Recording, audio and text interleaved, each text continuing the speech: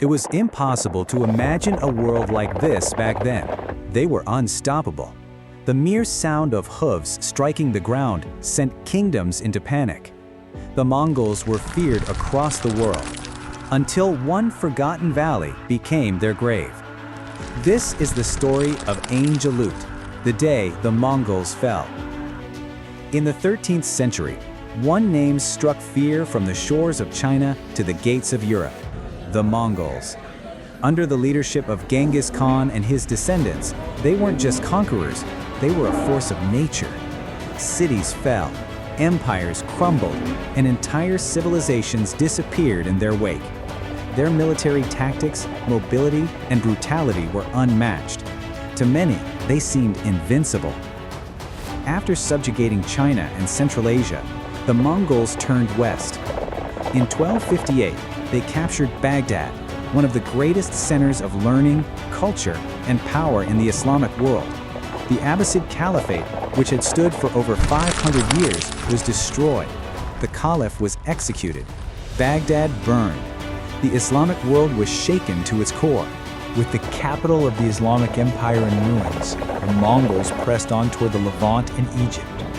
Their forces, led by the fearsome general Kitbuka, seemed unstoppable. But standing in their path were the Mamluks of Egypt. The Mamluks were no ordinary army.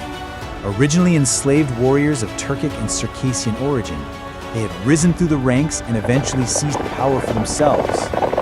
Fierce in battle and deeply loyal to their cause, they formed one of the most elite military classes of the time.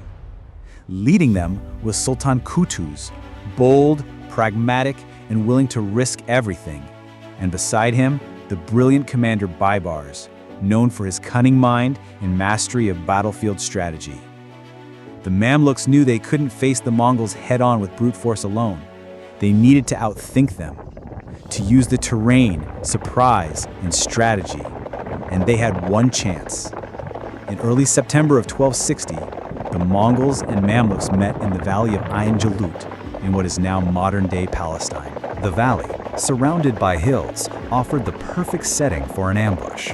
Baibars, familiar with the landscape, devised a daring plan. He would lead a small force forward, engage the Mongols briefly, and then pretend to retreat.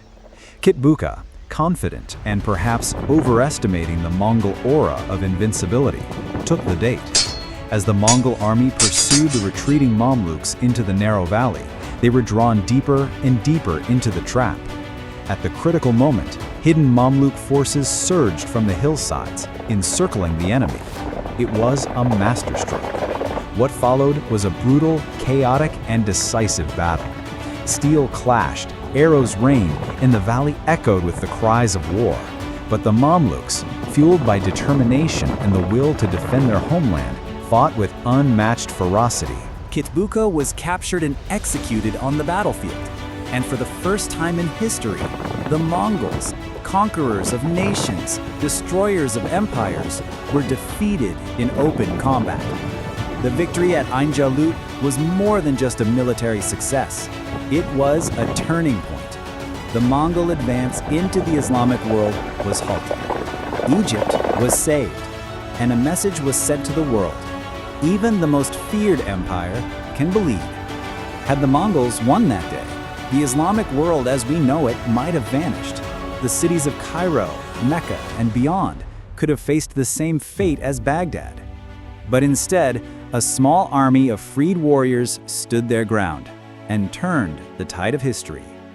Ain Jalut became a symbol of resistance, a story of intelligence over brute force, of courage in the face of annihilation, of strategy beating supremacy.